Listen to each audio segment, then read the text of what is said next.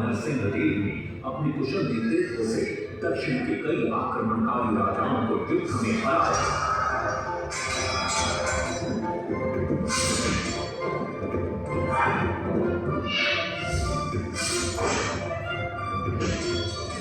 और उनके राजकोष पर कब्जा कर लिया।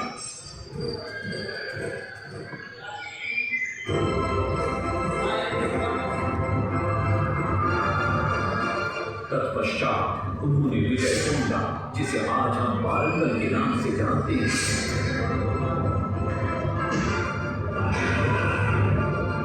कि काकतीय वंश के राजा गणपति को परास्त किया और उनके राजकोष पर भी कब्जा कर लिया। 3 वर्षों तक निरंतर युद्ध के पश्चात जब वे बहुत सारी धन संपदा लेकर गरीब लौटे तो राजमहल में उनका भव्य स्वागत हुआ। स्वामी ಒಂದು ಪುಕ್ಕ ಇಲ್ಲ ಈ ಕಡೆ राजमाता कस्तूरी देवी पुत्र नरसिंह देव की वीरता से बहुत प्रसन्न हुई और पुत्र के सामने अपने मन की इच्छा प्रकट की। कहा, तुम्हारे पिता ने शंकर क्षेत्र पुरी में भगवान जगन्नाथ का भव्य मंदिर बनवाया है।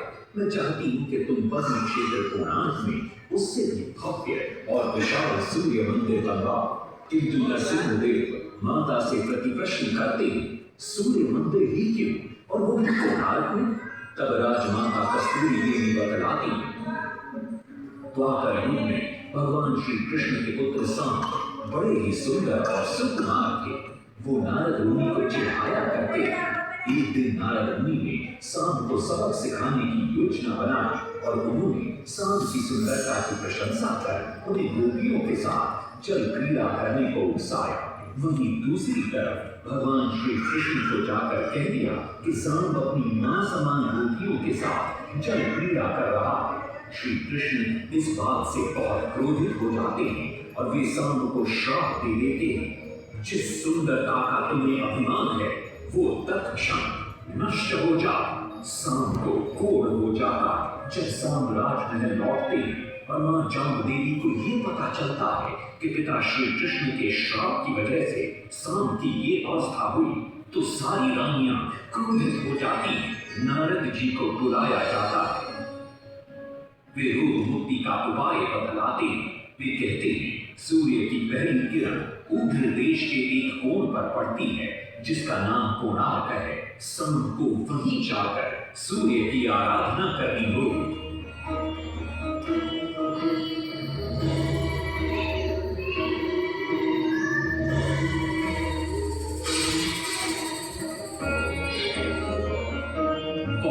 लंबी और कठिन यात्रा के पश्चात सांब अपने सैनिकों और सेवकों के साथ कोणार्क की चंद्रभागा नदी के तट पर पहुंचते हैं और नित्य प्रातः स्नान के बाद सूर्य की आराधना आरंभ करते हैं।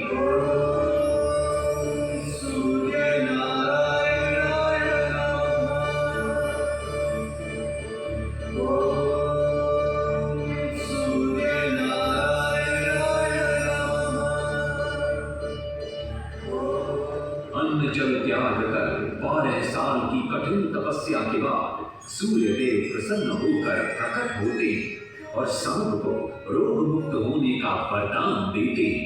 पुत्र, आज रात्रि के चतुर्थ प्रहर में स्नान करते समय नदी के तल में तुम्हें एक वस्तु मिले, वो मेरा ही प्रतिरूप हो।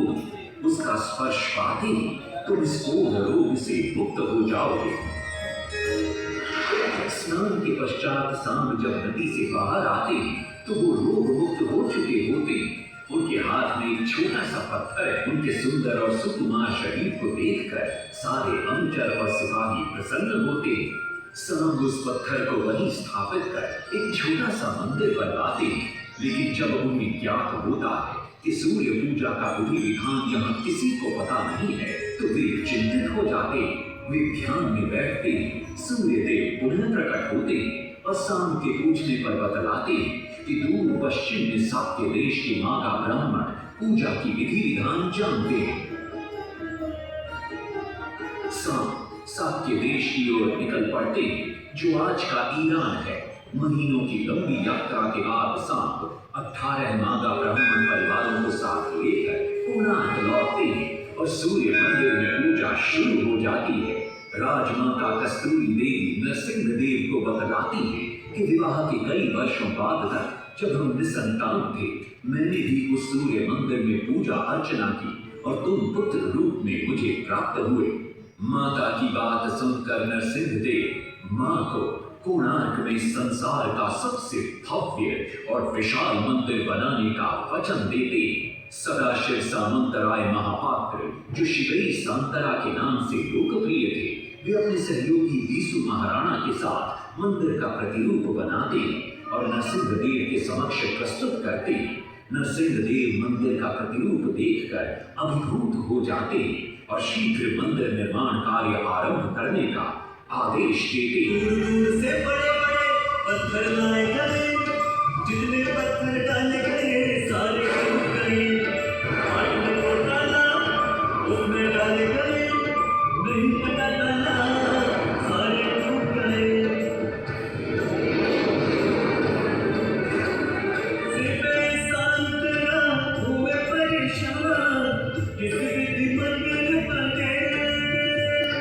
सिपे सांतरा हुए परेशान, किसी विधि मंदिर बने। एक दिन वे चिंतामग्न कोणार्क लौट रहे थे, तभी उन्हें प्यास महसूस हुई। उन्हें पास ही में एक कुटिया दिखाई पड़ती है, जहाँ एक बूढ़ी औरत से उनकी भेंट होती है। शिवई सांतरा पानी मांगते हैं। बूढ़ी औरत पानी के साथ गरम गरम भोजन भी लेकर आती है। वे थाली के बीच में हाथ डालते हैं, जिससे उनका हाथ जल जाता है। तब वो बूढ़ी औरत मुस्कुराकर कहती है, तुम तो शिवई सांतरा की तरह बीच से भोजन उठाकर खा रहे हो। ये सुनकर शिवई सांतरा को अपनी भूल का एहसास होता है।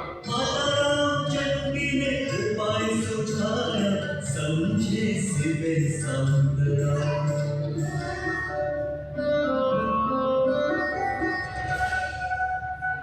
तत्पश्चात वो किनारे से पत्थर डलवाना शुरू करते हैं और मंदिर निर्माण का कार्य तेजी से आगे बढ़ने लगता है।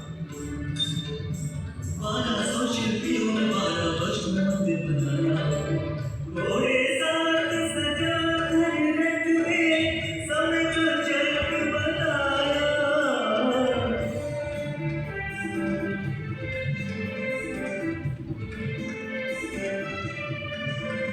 दूसरी तरफ कलिंग के उत्तर के राज्यों के नवाबों के बार बार राज्य पर आक्रमण हो रहे थे। इन आक्रमणों से क्रोधित होकर नरसिंह देव अपनी विशाल सेना को लेकर युद्ध के लिए निकल पड़े।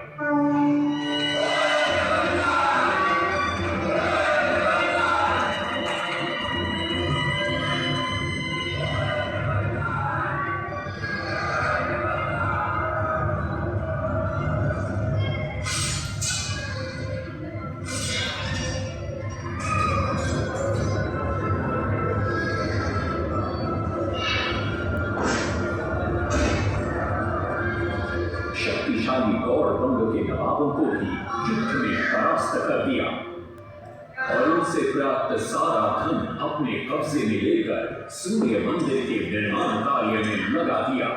1200 कारीगरों के प्रयास से 12 साल बाद विशाल और भव्य सूर्य मंदिर बनकर तैयार हुआ।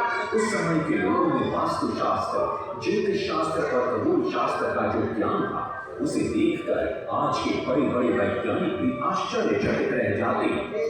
कई प्रयासों के बाद भी मंदिर के गुंबद पर कलश स्थापित नहीं हो पा रहा था।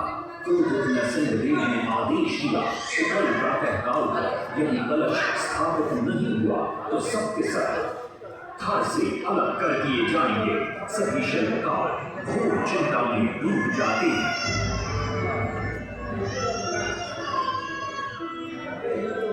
दूसरी तरफ मुख्य शिल्पकार बीसू महाराणा का 12 साल का बेटा धर्मपद सूर्य मंदिर के प्रतिरूप पर कलश उठाकर प्रसन्न होता है और मां के सामने अपने पिता से मिलने की इच्छा व्यक्त करता है। मां अपने बागीचे के पेड़ ओपली में बांध कर देती है और कहती है, अपने कुत्ते कलिया को साथ लेकर कोणार्क जाओ।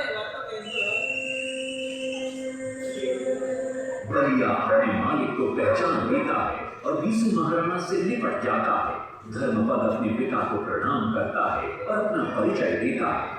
सबको चिंता में देखकर वो अपने पिता से इसका कारण पूछता है। कारण जानकर धर्मपद कहता है, अगर आप आज्ञा दें तो मैं मंदिर के गुंबद पर कलश स्थापित कर सकता हूँ। श्री सांतरा धर्मपद को अनुमति दे देते हैं। धर्मपद गुंबद पर चढ़ जाता है और कुछ ही समय के प्रयत्न के पश्चात वो कलश को स्थापित करने में सफल हो जाता है। गुंबद पर कलश स्थापित होते ही नीचे गर्भगृह में चारों दिशाओं में लगे चुंबकों के आकर्षण से सूर्य महाप्रभु की मूर्ति शून्य में स्थापित हो जाती है। सब धर्मपद को कंधे पर बिठाकर खुशी से नृत्य करने लगते। तभी कुछ कारीगर इसका विरोध करते हुए कहते, अगर सुबह राजा को ये पता लग गया कि इस बच्चे ने कलश को स्थापित किया है तो किसी का बचना संभव नहीं है, इसलिए धर्मपद को मरना होगा। इस बात से श्री सांतरा बड़े क्रोधित हो जाते हैं। भीषण वाद विवाद छिड़ जाता है। ये सब देखकर धर्मपद गहरी चिंता में पड़ जाता है और वो सोचता है कि यदि मेरे जीवित रहने से इन सब का सर काट दिया जाएगा तो इससे अच्छा है कि मैं आत्म बलिदान कर दूं ताकि सबके प्राण बच जाए। और उसी पल धर्मपद नवनिर्मित सूर्य मंदिर के शिखर पर चढ़ जाता है। सुमन